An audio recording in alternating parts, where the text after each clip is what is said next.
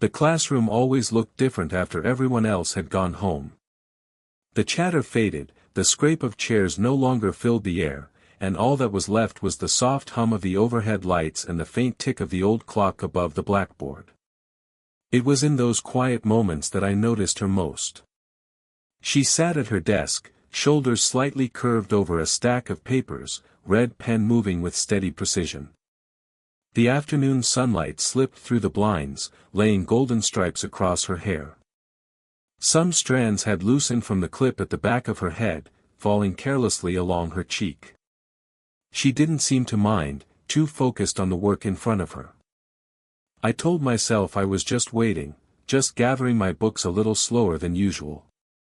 But the truth was, I lingered because there was something about her presence that felt different from everyone else's.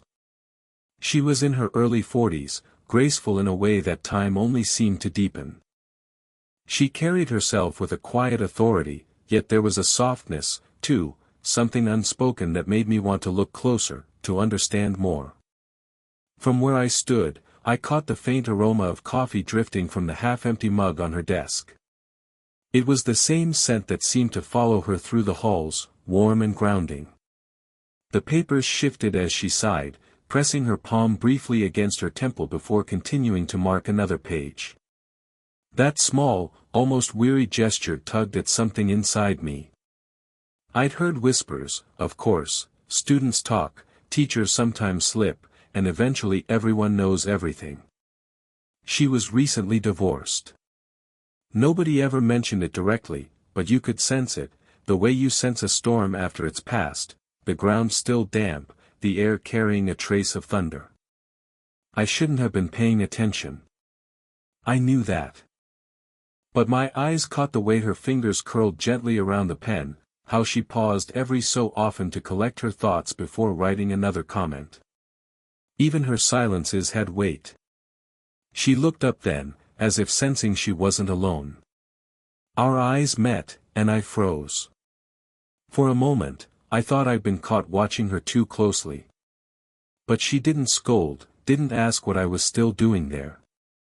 Instead, her lips curved into the faintest smile, the kind that acknowledged me not as a student lingering after class, but as someone she was simply glad to see.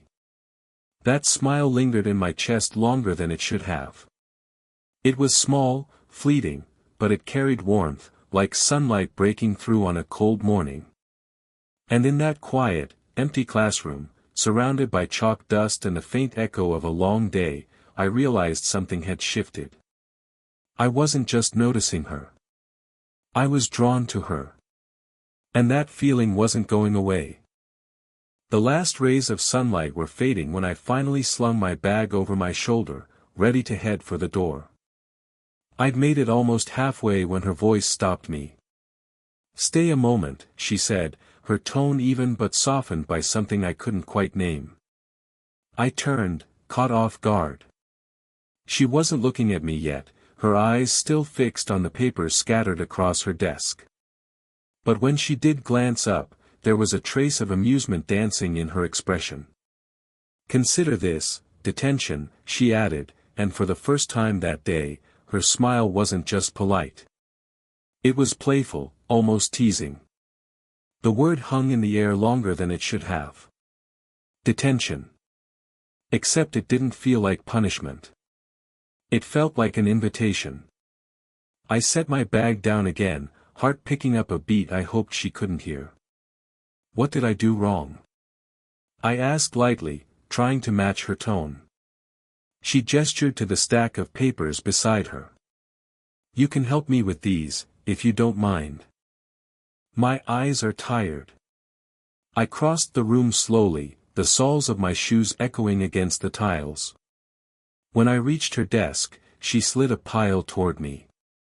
As I reached out, her fingers brushed mine, barely a second of contact, but enough to send a rush of warmth through me. Her touch was cool, light, and gone before I could think too much about it. "Thank you," she murmured.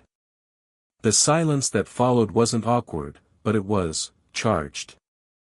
Every scratch of her pen, every shuffle of papers seemed louder in the quiet classroom. I found myself watching the way her lips pressed together when she concentrated, the way her brows softened when she leaned back in her chair to rest her eyes for a moment. At one point, she leaned closer to show me how she marked an essay, her shoulder brushing mine. The faint scent of her perfume, something floral, understated, drifted between us. I didn't move away. Neither did she. "You're patient," she said after a while, her voice low as though she were speaking more to herself than to me. I smiled, trying to keep it casual. "Or maybe I just don't mind the company." Her pen stilled. She looked at me, really looked, as though weighing the meaning behind my words. And for the briefest second, something flickered in her eyes, a hint of curiosity, maybe even longing. But then she blinked, returning her focus to the papers. Still, the air between us had shifted. What started as an ordinary after-school moment now felt like something else, something I didn't have the right words for yet. She called it detention. But to me, it already felt like the beginning of a secret I wasn't sure I should hold, and wasn't sure I wanted to let go of. The minutes stretched longer than I expected. What began as quiet help with her papers had turned into something else, a kind of stillness I didn't want to leave. I could feel it in the way her posture had softened, her shoulders no longer carrying the same invisible weight as when I first walked in. At some point, she set her pen down with a sigh and leaned back in her chair. The sound wasn't frustrated, it was weary, like someone who had been carrying too much for too long. "Do you ever feel," she began, her voice low, "like no matter how much you give, people only notice what you've lost?" I hesitated, surprised by the question. Her eyes weren't on me yet, they were fixed on the window, where the last of the evening light painted the glass in fading streaks of gold. "I guess," I said carefully, "I feel like people expect me to have everything figured out. But most of the time, I don't." That caught her attention. She turned to me, her expression softening. "You're young. You have time to figure things out." I shrugged, my throat tightening a little. "Maybe. But sometimes it feels like I don't really belong anywhere. My friends are busy chasing things I can't care about, and my family," I trailed off, unsure how much to admit. "Let's just say they don't really understand me." Her gaze lingered on me, steady and unflinching. Then she did something unexpected, she laughed, but not unkindly. It was quiet, tinged with irony. "Funny. I'm twice your age, and I still feel the same way." That broke something open between us. For the first time, her confident exterior slipped, and I saw the vulnerability underneath. She told me about the divorce, not in detail, but in fragments, the loneliness that crept in at night, the silence of an empty house that seemed to grow louder with every passing day. Her voice wavered when she said, "I keep asking myself if I made a mistake, or if I just wasn't enough."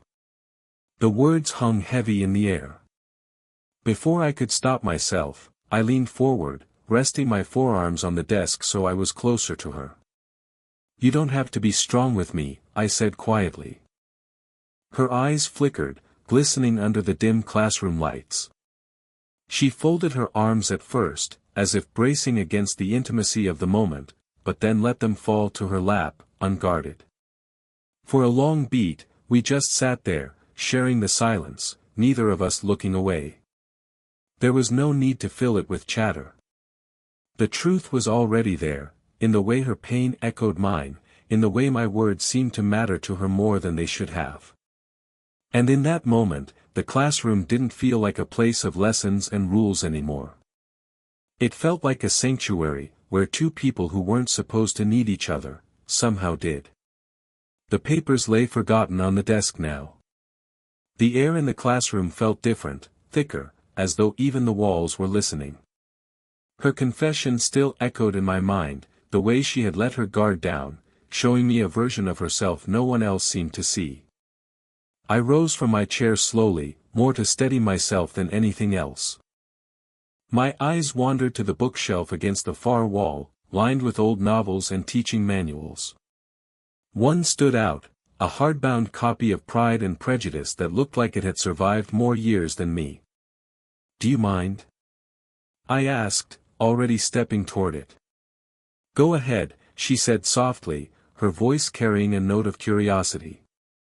I reached up, stretching to the higher shelf. The spine resisted, wedged tightly between two thicker books. She came up beside me, close enough that I could feel the warmth radiating from her shoulder. "Here," she murmured, and before I could adjust, her hand lifted to steady mine. The touch was simple, her fingers resting lightly against my wrist, but it didn't feel simple. The contact sent a quiet rush through me, my pulse thudding against her touch. She must have felt it, because for a heartbeat, neither of us moved. Her skin was cool compared to the heat rising in me. I turned slightly, my gaze catching hers at a distance too close to be casual. Her lips parted, as if she were about to say something, but no words came. Instead, time stretched thin between us, delicate and fragile, like it might break if either of us breathed too hard. Finally, the book slid free with a soft scrape of paper against paper. She didn't let go right away. Her fingers lingered just long enough to make me wonder if it was an accident, or something more. When she did release me, she looked away, brushing a stray strand of hair behind her ear. "That one was my favorite when I was your age," she said, her tone carefully measured, almost too light. I turned the book in my hands, pretending to study the cover, though my mind was still caught on the sensation of her touch. "It still is for a lot of people," I replied, my voice steadier than I felt. She laughed softly, but there was a tremor in it, like she wasn't entirely sure of herself. "Funny how certain stories follow you no matter how old you get." I glanced at her then, really looked. The light from the window outlined her profile, the curve of her cheek, the faint crease at the corner of her mouth from years of half-smiles and hidden worries. For the first time, I didn't just see her as a teacher or even as a woman older than me. I saw her as someone, just someone, standing close enough that I could feel every inch of space we weren't crossing. The silence returned, thick and meaningful. Neither of us stepped back. And in that suspended moment, I understood, this was no longer just chance. Something had shifted, undeniable and real. The book still rested in my hands, but neither of us cared about it anymore. What mattered was the air between us, alive, charged, humming with something unspoken. The classroom, once ordinary, now felt like a place suspended outside of time, the walls holding secrets they were never meant to hear. She leaned against the edge of the desk, her arms folded loosely across her chest. But it wasn't a defensive gesture. It was softer than that, almost uncertain, like she was trying to hold herself together. Her eyes lingered on me, searching, questioning. "You're too quiet," she finally said, breaking the silence. I smiled faintly. "Maybe I don't want to ruin the moment." Her lips curved, but only slightly. She tilted her head, her gaze lowering for a second before finding mine again. "You make it sound like this is something important." "It feels important," I admitted, my voice lower than I intended. The honesty seemed to catch her off guard. She drew in a breath, her chest rising slowly, her composure wavering just enough for me to see the vulnerability beneath it. And then, almost as if she was afraid of her own impulse, she stepped closer. I didn't move. Her hand brushed the edge of my sleeve, fingers ghosting against my arm as though testing whether it was safe to cross the invisible line between us. The faintest touch, but enough to make my heart pound. The clock on the wall ticked louder than it ever had before. I could hear my own pulse in my ears. She leaned in, her voice dropping so low it was almost a secret carried on her breath. "Detention never felt this good." The words struck me deeper than they should have, a whisper I'd never forget. Her lips were so close to my ear that the warmth of her breath lingered against my skin, delicate and electric all at once. I froze, not because I wanted to pull away, but because I didn't want to break the spell. I wanted to hold on to that exact second forever, the smell of her perfume, the quiet tremor in her voice, the way the world seemed to shrink until it was only her and me. When she pulled back, her eyes betrayed her. They weren't the eyes of a teacher keeping distance. They were the eyes of a woman standing on the edge of something she wasn't sure she should want, but couldn't stop herself from reaching for. I swallowed hard, my voice unsteady. Then maybe this shouldn't end with detention. Her lips parted, but no words came. Instead, she looked at me like she was seeing me for the first time, not as someone too young, not as a reminder of rules, but as someone who made her feel alive again. And in that moment, I realized the danger wasn't in being too close to her. The danger was in pretending I could ever step away. The room felt heavier after her whisper, as though the very air had heard a confession it was never meant to carry. My pulse raced, but I forced myself to stay steady, afraid that even the smallest shift might break whatever fragile thread bound us together in that moment. She was the first to move. Not away, just a subtle step, enough to lean back against the desk, her hand brushing against its edge as though she needed something solid to steady herself. The teasing smile she'd worn moments before was gone now, replaced by something quieter, almost fragile. "I shouldn't have said that," she murmured, her voice barely audible. I set the book down slowly, carefully, like laying a card on the table. "Maybe not," I said, my words equally soft. "But I'm glad you did." For a moment, she searched my face, as if trying to measure whether I understood what I was stepping into. Whatever she saw must have been enough, because she didn't turn away. Instead, she let her shoulders drop, the invisible armor she always carried slipping just a little. I stepped closer, not rushing, not pushing, just closing the distance inch by inch. She didn't move, didn't resist. When I finally stood in front of her, her eyes lifted to mine, uncertain but unflinching. Without a word, she leaned into me. It wasn't dramatic, wasn't desperate. It was quiet, her head resting against my shoulder, the gentle weight of her cheek brushing against the line of my jaw. I froze, not out of hesitation but awe. I could feel the softness of her hair against my skin, the delicate warmth of her breath against my collar. My arm lifted almost on instinct, wrapping around her back in a loose, careful embrace. She wasn't fragile, but in that moment, she felt like someone who needed gentleness more than anything else. My palm rested lightly between her shoulder blades, and I felt the slow rise and fall of her breathing, steadying against me. The silence wasn't awkward.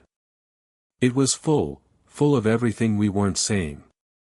I could hear the tick of the clock, the hum of the lights, even the faint rustle of papers still sitting on her desk.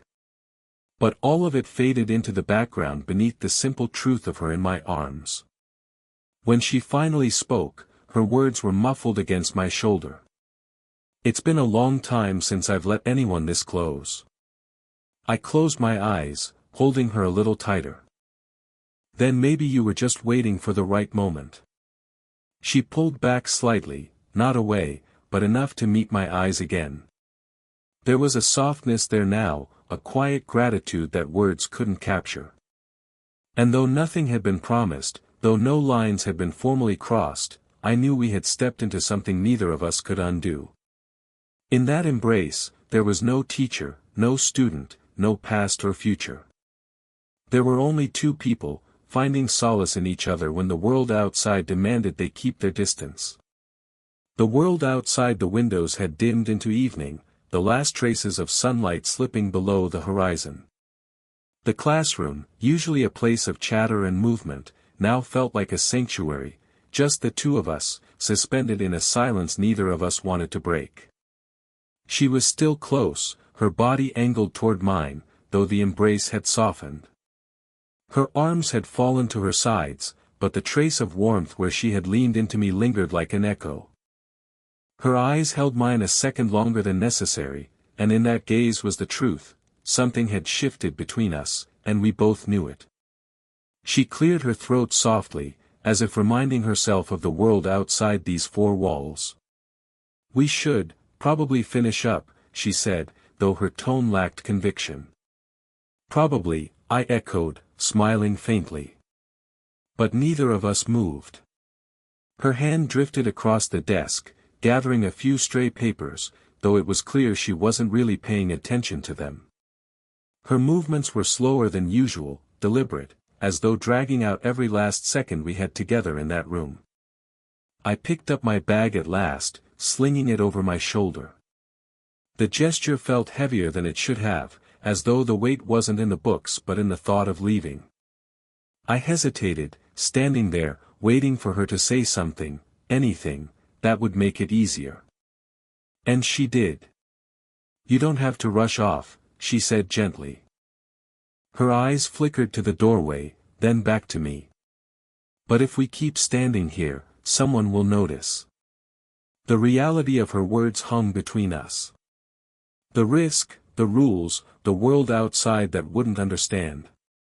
But beneath that, another truth pulsed stronger, the quiet connection we'd found, fragile but undeniable. I stepped closer, lowering my voice so only she could hear. "Then maybe we don't have to explain anything yet. Maybe it's enough to just keep this ours, for now." Her lips parted, then curved into the smallest, most genuine smile I'd seen on her face all evening. Not forced. Not guarded. A smile that belonged to her, and only me in that moment. As we walked toward the door, the space between us narrowed naturally, until our hands brushed. It was such a small thing, skin grazing skin, but the jolt it sent through me was stronger than any embrace. I let my fingers linger, and to my relief, she didn't pull away. Instead, her hand slipped into mine, tentative but sure, our palms fitting together like something that had been waiting to happen. The corridor lights buzzed faintly, casting long shadows across the floor. We didn't speak, didn't need to. Every step we took was quiet, deliberate, like we were both learning how to move in this new rhythm together. At the doors, she paused, glancing back at me with that same soft smile. "Good night," she whispered, her voice carrying a warmth that promised this wasn't the end. "Good night," I echoed, holding on to the certainty that whatever this was, it was only just beginning. And as I walked out into the cool night air, her handprint still lingering on mine, I knew I'd never think of detention the same way again.